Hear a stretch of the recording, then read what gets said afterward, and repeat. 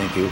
Good night. It was one of those really interesting political times. Read my lips. In '87, there's the stock market crash. And then in 1990, there's Operation Desert Storm. There's this mood of real anxiety, especially for young people. In places like Seattle, this was really sort of characteristic of the mood of the music scene. Everybody was working really crappy day jobs and driving crappy cars and renting, group houses. Really no future in sight. They had to play music. It wasn't to get a record deal. It wasn't to go on tour. It's what they did, what they were driven to do. You always have the dream of being a rock guy, but it didn't seem real because you're not living in a town where you see people that happening to too much, The first time I met Nirvana, I don't think they had taken a bath for 3 days, and they were pretty fried out and kind of crusty. But at the time, we had no expectations, we were just making a punk rock record and having the time of our lives. So when Nevermind comes out September 24th, 1991, it's sort of a dividing line between the old era and the new. Nevermind was such an amazing record and such a scene-defining record. It was incredibly exciting the day that Nevermind knocked Michael Jackson out for #1. It was seen as extremely symbolic because, Michael Jackson was the king of pop. He was the old guard. And here comes Nirvana.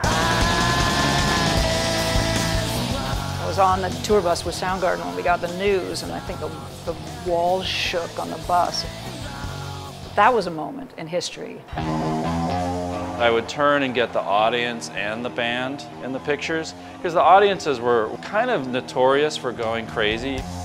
It was sort of like Beatlemania. It was like hysteria, and I'd never really seen anything like that before. Kurt singing is maybe the thing that made them. That's why the Unplugged record is the most sort of chill-inducing. Bill's a friend, Bill's a friend. He does that thing that only a few people have done. Lennon could do it. Like you hear the note, and then you hear like a distorted version of the note at the same time. Mary. And Kurt could do it probably better than anyone. Mary. Ever. All of a sudden the word grunge, your mom and your grandmother knew what grunge was.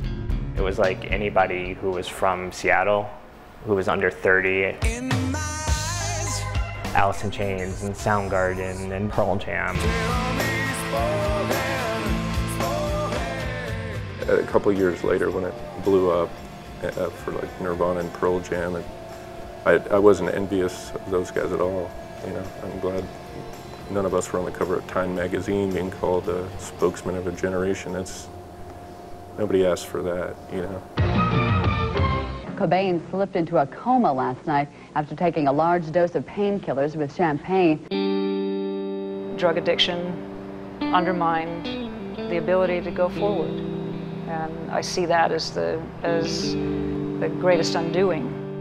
Cobain's body was found in a house in Seattle on Friday morning. He was dead of an apparently self-inflicted shotgun blast to the head. Everyone who was alive then pretty much remembers that day. Would you like to hear my voice? I can never hear Kurt's voice without thinking about his suicide and what a tragedy it was. Even though I still recognize the brilliance of it when I'm hearing it. Why we're talking about this record 20 years later. It's been described as a sea change, and it was huge. It was huge. And I think Kurt Cobain and Nirvana are on that very short list of artists whose work transcends their time.